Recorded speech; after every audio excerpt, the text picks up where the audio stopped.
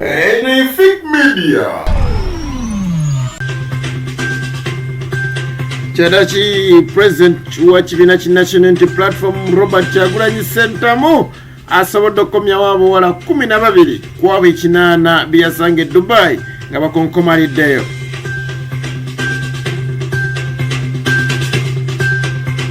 Lwasa we yategese okulaba nga abawala bajja mu bungi asobole okulondamu gw'anaawasa tewali alabiseeko ebyo kambireeta. Ate UNEB ekakasizza ku bayizi b'Emubende ne Kasanda District ezasobodde okuba nga ziteekebwa ku muggalo oba banaakola ebibuuzo oba nedda kambireeta.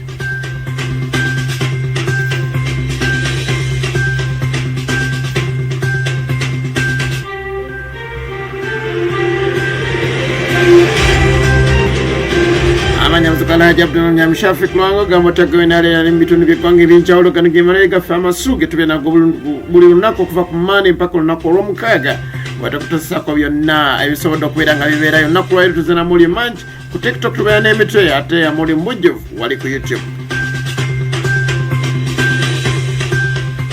Oluvanyuma lw'omubaka Robert Kyagulanyi Ssentamu yaliko omubaka wa Parliament ate kati nga yakulira ekibiina ki National Unity Platform okugenda wali mu kibuga Dubai okusobola okubeera nga ateekawo charity show oba concert okulaba nga nunula bannayuganda abali bakonkomalidde mu ggwanga ery'e Dubai. Ekivulo kino kyasobola okubeera nga kimulemesa naye yasobodde okubeera nga bw'atyo anunulayo abawala 12 era n'agamba tukyaleeta okulaba nga tujjayo n'abalala abasoba mu 8 abakyakonkomaliddeyo. Agamba nti yasobola okubeera nga alambula detention centers 2 nga zirimu abawala babaliwa mu 8 naye ate nnyingi zaatasobola kubeera nga atuukamu 12 bali mu ggwanga.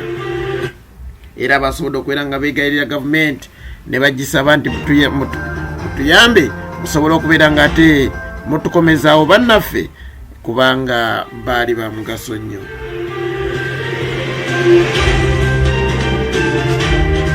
Ate ye sekwanira Ssaabakwanyi omusajja Lwasa Ssaabenze Lwasa kyadda kyasobodde okubeera nga ate ne bino bimugwako oluvannyuma lw'okubeera nga ategeka abaana b'obuwala basobole okubeera nga bajja ate alondemu omu wagenda okubeera nga wasa nebwe batu teyasobodde okubeera nga afunako wadde n'ogu mu kifo kye yasobodde okuba nga ateeka wali emakinde. Era amolegenjawo kubanga nkutuusako gali nti ne Lwasa yennyini teyasobodde kubeera nga ajja n'atujjukiza wali omukulembeze yeesimbawo naye n'ateeronda. Lwasa abadde asuubira nti olunaku lwajja agenda kubeera nga ate bw'atyo ava mu buwuulu oluvannyuma lw'okubeera nti atomedde abawala bangi okuva oluvannyuma lwa Dizza Luzindo genda n'agwa mu mbiza Diana Nabatanzi n'agwa mu mbiza Akankunda Angel kati n'agwa mu mbiza Vanessa Vani. Ayagala kweddaabulula kuzza kwezza bujja ate bw'atyo teyasobodde kubeera nga afuna wadde yabadde alina essuubi.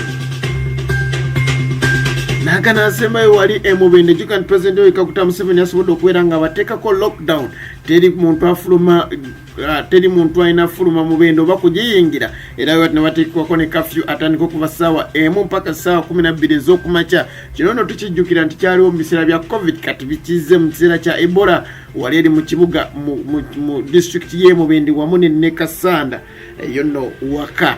Era batu basobodde okubeera nga baggalira naye kyasobodde okubeera nkitegeereka nti olunaku lwaleero abayizi bagenda kuba batandika okukola ebibuuzo byabwe ebya siniya ey'okuna ebyakamalirizo ebya UNEB. Naye ekitongole kya UNEB kivune kikakasa nti abayizi bonna abali mu Kasanda wamu ne Mubende bagenda tula ebibuuzo ng'abayizi abalala. Omukama akonkomere katera b'amaanyi ga Twitter.